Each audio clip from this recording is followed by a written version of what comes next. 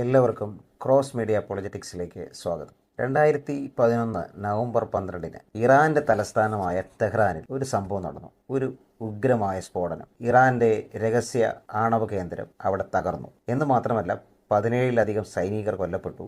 വലിയ നാശനഷ്ടങ്ങൾ ഇറാനുണ്ടായി. ആ ആക്രമണത്തിന്റെ വലിയൊരു ലക്ഷ്യം ഇറാന്റെ ഭൂഗർഭ അറകളിൽ നിന്ന് ന്യൂക്ലിയർ മിസൈലുമായി പറന്നു പോകുന്ന റോക്കറ്റ് എഞ്ചിനായിരുന്നു. മൊസാദാണ് അതിന്റെ പിന്നിലെന്ന് കൃത്യമായിട്ട് എല്ലാവർക്കും മനസ്സിലാവുകയും ചെയ്തു. ഈ മൊസാദ് എല്ലാ കാലത്തും ഇറാന്റെ പേടി സ്വപ്നമാണ്.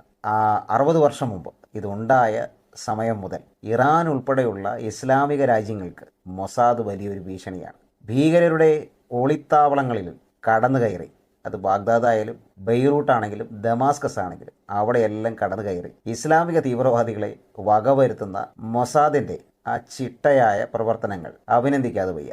അതുകൊണ്ട് ഇറാനും മറ്റ് പല ഇസ്ലാമിക രാജ്യങ്ങൾക്കും മൊസാദിനോട് തീരാത്ത പകയുണ്ട്. ഇസ്ലാമിക രാജ്യങ്ങൾ പരസ്പരം ഭിന്നിച്ചാണ് നിൽക്കുന്നത്. ഇറാനിലെ ഷിയ ഭരണകൂടം സുന്നി രാജ്യങ്ങൾക്കെതിരാണ്.